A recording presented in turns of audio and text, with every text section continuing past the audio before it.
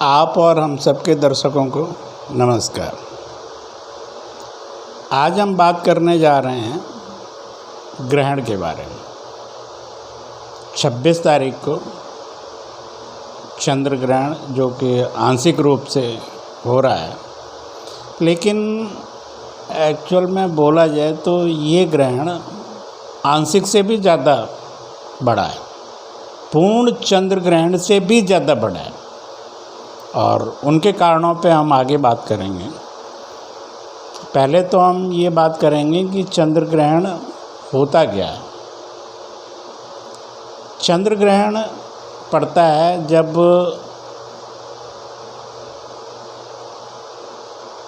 जैसे कि अमावस्या आती है, अमावस्या पे जब चंद्रमा अस्त हो जाता है तो अस्त होने पे समुद्र में अमावस्या को और पूर्णिमासी को जल का खिंचाव चंद्रमा के अस्त होने से इतना हो जाता है कि वहाँ भी ज्वार भाटा आता है। और ग्रहण तब पड़ता है जब पृथ्वी और चंद्रमा, सूर्य और चंद्रमा के बीच में पृथ्वी आ जाती है, तब चंद्र ग्रहण पड़ता है। और ये हमेशा पूर्णमासी को होता है और अमावस्या को सूर्य ग्रहण होता है। तो अब की बार जो 26 मई को ग्रहण पड़ने जा रहा है तो उसमें सबसे ज़्यादा प्रभाव हमारे ऊपर इसलिए पड़ रहा है कि राहु केतु के बीच में चंद्रमा जब आता है तो राहु के केतु की जो छाया पड़ती है इसके ऊपर, उसकी वजह से ये ग्रहण होता है। और उसका परिणाम ये होता है कि राहु केतु हमेशा कुंडली में वक्री चलते हैं, बाकी ग्रह मार्गी होते हैं।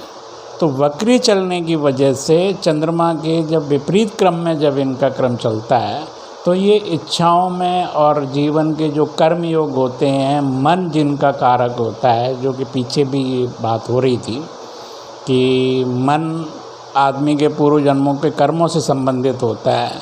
इसका परमात्मा, जीवात्मा और मन से संबंध होता है और मन पे ही सारे ग्रहों का जो गुरुत्वाकर्षण का जो प्रभाव पड़ता है, उसी से आपके विचार उत्पन्न होते हैं। आपका अवचेतन अचेतन मन की अवस्थाएं ही हैं, उन्हीं से ये संचालित होता है। जब चंद्रमा प्रभावित होता है तो आपके अचेतन मन और अवचेतन मन में ऐसे भंवर पैदा होते हैं जो कि चेतन से वो कर्मयोग के जो आपके प्रारब्ध होते हैं उनको वो करवा लेता है। उनमें उतार चढ़ाव आता है, उनमें भी समुद्र की तरह ज्वार भाटा आता है। और अब की बार की विशेषता ये है कि शनि, राहु, बृहस्पति, ये एक्चुअल में बहुत बड़े आयतन वाले ग्रह हैं। ये ही जीवन के मूल कारक बनते हैं, जिनको कि राहु को हम जोड़ते हैं पीढ़ी दोष में, शनि को पूर्व जन्मों का कारक मानते हैं। और अब की बार शनि और चंद्रमा, शनि भी श्रवण नक्षत्र में चंद्रमा के नक्षत्र में ही संचरण कर रहा है, राहु भी रोहिणी चंद्रमा के नक्षत्र में ही संचरण कर रहा है। और इनका जो विपरीत क्रम का जो बल है वो इनके ऊपर इतना लग रहा है कि जब पूर्णमासी को ये शून्य अक्षांश पे होगा 26 मई को, और ये स्थिति आपकी बनेगी 3:15 बजे दिन से लेके 7 बजे रात तक। तो आंशिक इसको इसलिए मान रहे हैं कि इनका एक्चुअल में ग्रहों का जो जीरो साम्य होना था वो नहीं हो पा रहा है। राहु केतु की एक्सिस में सूर्य और चंद्रमा का जो 180 डिग्री का एक्सिस इनके बीच में बनना था वो थोड़ा नहीं बन पा रहा है। केतु ज्येष्ठा में रहता है और चंद्रमा अनुराधा में रहता है, इसलिए इसको थोड़ा आंशिक कह रहे हैं, इसका आंशिक प्रभाव है। लेकिन ब्रह्मांड पे इसका सबसे ज़्यादा प्रभाव इसलिए पड़ रहा है कि शनि भी चंद्रमा के नक्षत्र में है और राहु भी चंद्रमा के नक्षत्र में है। और उसका ये प्रभाव हुआ कि कई गुना इतना प्रभाव बढ़ा कि हमारे देश को इसी टाइम पे 2 तूफ़ानों का सामना करना पड़ा। समुद्र के पानियों में इतना खिंचाव हुआ, इतना तूफ़ान चला उसमें कि 10 मई को बॉम्बे महाराष्ट्र से गुजरात तक तूफ़ान को झेलना पड़ा, और 26 मई को कलकत्ते में भी साया तूफ़ान करके आ रहा है, उसका भी सामना करना पड़ेगा। क्यों कि 2 बड़े ग्रहों को जो कि एक दूसरे के चंद्रमा के नक्षत्रों में ही हैं, और उस टाइम जब राहु केतु के एक्सिस में चंद्रमा का सामने आता है, जिसको हम ग्रहण कहते हैं, उस ग्रहण का प्रभाव उस पर इतना पड़ता है कि समुद्रों में तूफ़ान आ जाते हैं। अभी इसी विषय पे खोज करते हुए अभी मेरी एक डॉक्टर साहब से बात हुई थी, जो मेरे बहुत पुराने मित्रों में हैं, और वो समुद्र में जो पोर्ट होती है जहाँ पे कि ऑयल एक्सप्लोरेशन का काम होता है, उस पे वो डॉक्टर हैं, वहाँ पे वो देखते हैं। उनसे मैंने इनकी जब ज़्यादा जानकारियाँ एकत्रित की कि ज्वार भाटा आता है समुद्र में तो कैसे करते हैं, क्या होता है, उनसे मुझे एक विशेष बात ये पता लगी कि अमावस्या और पूर्णिमासी के 3 दिन पहले से समुद्र के नीचे वाले स्तर में पानी का फ्लो इतना बढ़ जाता है कि जो समुद्री जहाज़ होते हैं उनको चलाने वालों को और उसको जो मेंटेन करने वाले होते हैं उन लोगों को बहुत प्रॉब्लम होती है। तो ब्रह्मांड में सूर्य और चंद्रमा, राहु केतु कितनी दूर हैं, और इन सब का जल तत्व के ऊपर इतना प्रभाव पड़ता है, इतना खिंचाव होता है कि तो फिर आदमी के शरीर में तो 80% जल है। आदमी कैसे इनसे बिना प्रभावित हुए रह सकता है? और हमारे ऋषि मुनियों ने ये कितने 1000 साल पहले इन सब का अध्ययन किया, इन सब पे कितना वर्क किया, इन सब के कितने समाधान डाले। ग्रहण पे उन्होंने मंदिरों को बंद करने का और पूजा पाठ का और इनके समाधानों की कितनी विधियां दी, क्योंकि वो जानते थे कि जब चंद्रमा प्रभावित होता है और ग्रहण पड़ता है राहु केतु के एक्सिस में, जब सूर्य और चंद्रमा आते हैं इक्वल डिग्री पे, तो उन नक्षत्रों में पैदा होने वाले जातकों पे, तो उन्होंने पैदा होने वाले लोगों पे तो बहुत अध्ययन किया और उनके समाधान भी बताए।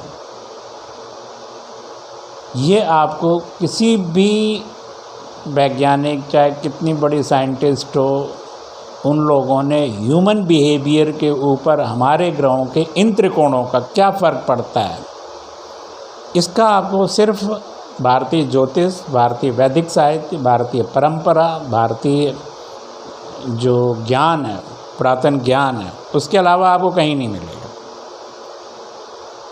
और अब मैं आज आपके सामने ये इसलिए रख रहा हूँ कि आप इनका अध्ययन कीजिए।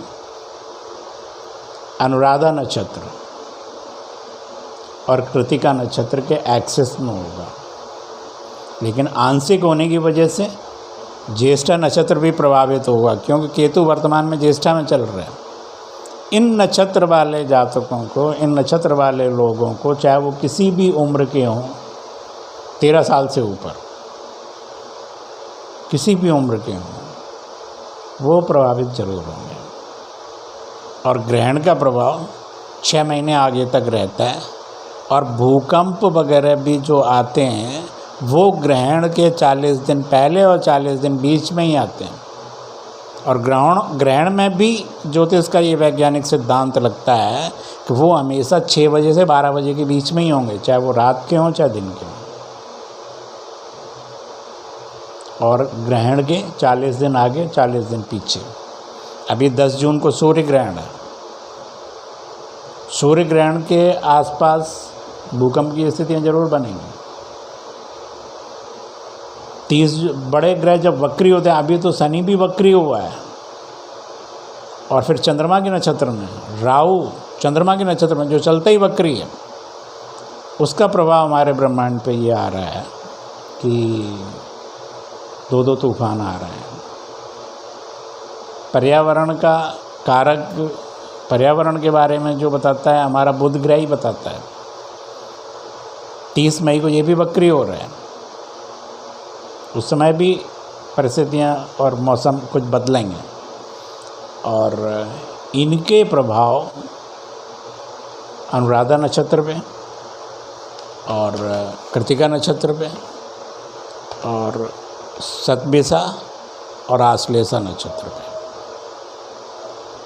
इनके लोगों पे भी पड़ेंगे। और इन लोगों के लिए मैं विशेष रूप से ये कहना चाहता हूँ कि कम से कम 26 मई को ग्रहण वाले दिन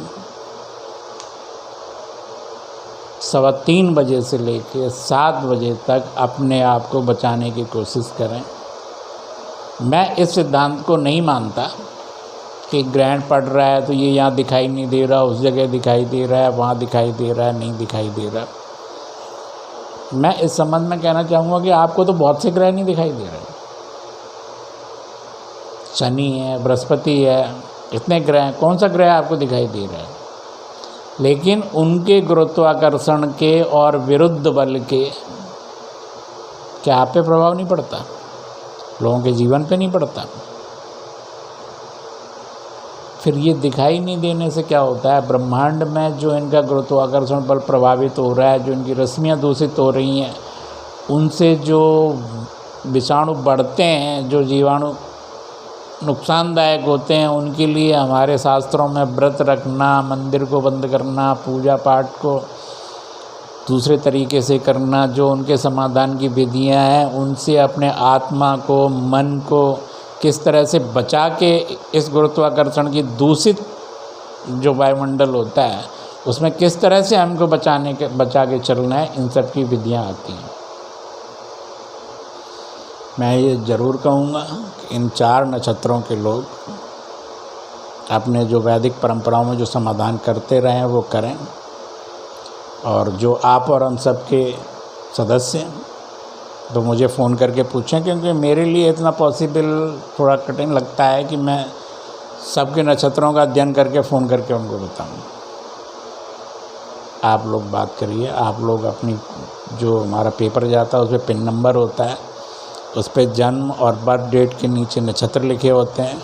जिनके भी नक्षत्र अनुराधा, कृतिका, शतभिषा और आश्लेषा यानी वृश्चिक राशि, वृष राशि, कुंभ राशि और कर्क राशि,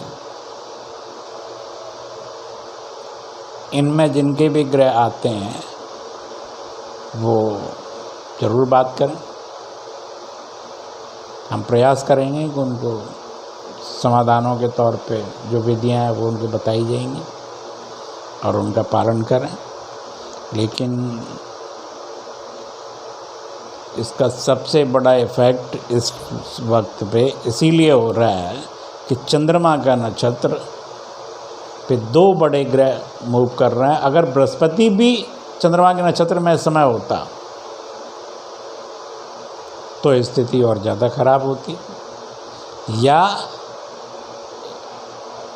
180 डिग्री पे जो ज्येष्ठ नक्षत्र में केतु चल रहा है उसी में 180 डिग्री का पूर्ण साम्य हो जाता है। पूर्ण साम्य नहीं होने की वजह से, आंशिक होने की वजह से इस तरह के प्रभाव आ रहे हैं। और ब्रह्मांड पे यथा पिंडे तथा ब्रह्मांडे, ब्रह्मांड में पहले परिवर्तन होता है, फिर वो पृथ्वी पे भी होता है, व्यक्तियों में भी होता है। सब चीज़ों को ये चीज़ें प्रभावित करती हैं और ये पूर्णतः वैज्ञानिक सिद्धांत है।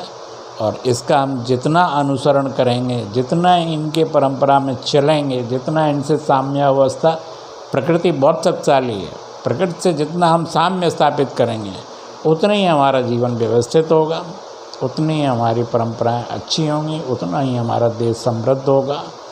और अपनी एक वैज्ञानिक धरोहर को परखें। नमस्कार।